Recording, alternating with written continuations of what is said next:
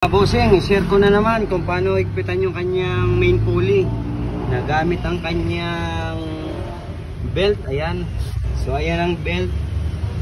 So kita nyo kung anong position. Pwede nyo gayahin yan pag mag-higpit kayo ng main pulley na hindi nyo na kailangan magkalang sa starter. Ayan, sa flywheel para kumontra. Dito tayo. So ayan o, sandal lang yung belt.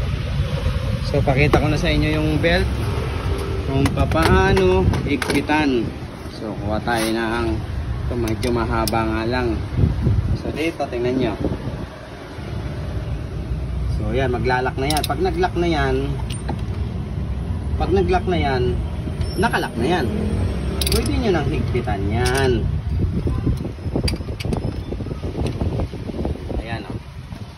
Kontra na yan, di ba? So, ngayon gagamit tayo ng power handle. Gamit tayo ng power handle kasi hindi pwede yan torque rings.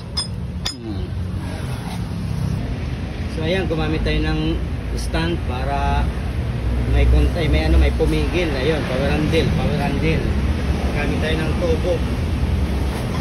Ayan. Saka natin higpitan. Ayan, tumutunog o. Ibig sabihin lumigpit mga bossing.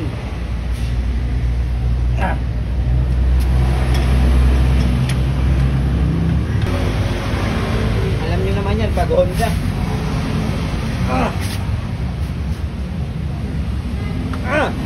Oh, di ba? So tatanggalin na natin yung belt na kinontra natin.